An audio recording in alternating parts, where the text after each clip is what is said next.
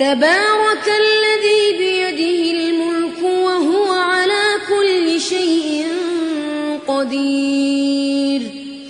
الذي خلق الموت والحياة ليبلوكم أيكم أحسن عملا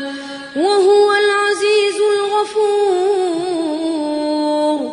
الذي خلق 7 سماوات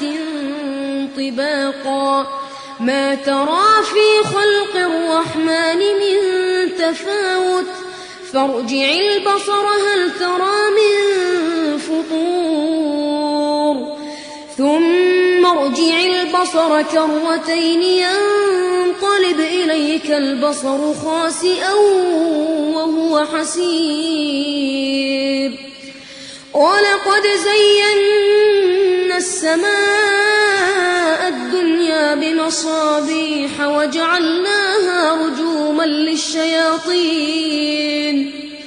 وأعتدنا لهم عذاب السعير وللذين كفروا بربهم عذاب جهنم وبئس المصير إذا ألقوا فيها سمعوا لها شهيقا وهي تفور تكاد تميز من الغيظ كلما ألقي فيها فوج سألهم خزنتها ألم يأتكم نذير قالوا بلى قد جاءنا نذير فكذبنا وقلنا ما نزل الله من شيء إن أنتم إلا في ضلال كبير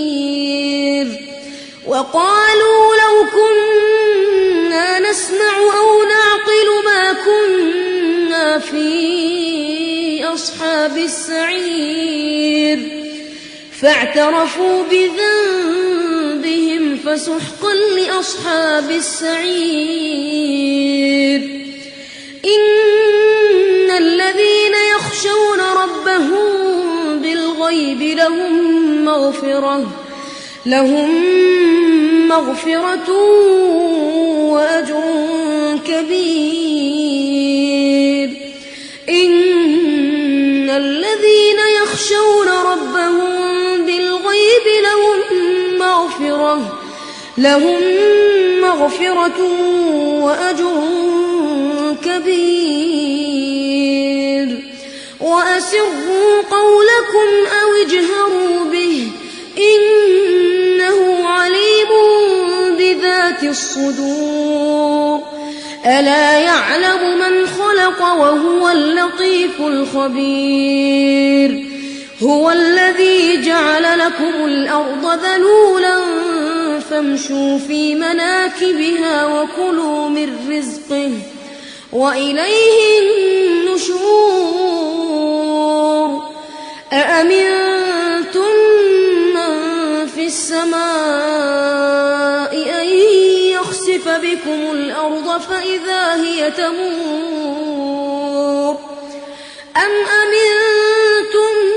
من في السماء أن يرسل عليكم حاصبا فستعلمون كيف نذير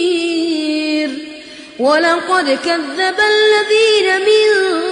قبلهم فكيف كان نكير أولم يروا إلى الطير فوقهم صافات ويقبضن ما يمسكهن إلا الرحمن إنه بكل شيء بصير أمن هذا الذي هو جند لكم ينصركم من دون الرحمن إن الكافرون إلا في غرور أمن هذا الذي يرزقكم إن أمسك رزقه بل لجوا في عتو أفمن يمشي مكبا على وجهه أهدى أمن يمشي سويا على صراط مستقيم قل هو الذي أنشأكم وجعل لكم السمع والأبصار والأفئدة قليلا ما تشكرون قل هو الذي ذرأكم في الأرض وإليه تحشرون ويقولون متى هذا الوعد إن كنتم صادقين قل إنما العلم عند الله وإنما أنا نذير مبين فلما رأوه زلفة سيئت وجوه الذين كفروا وقيل هذا الذي كنتم به تدعون قل أرأيتم إن أهلكني الله ومن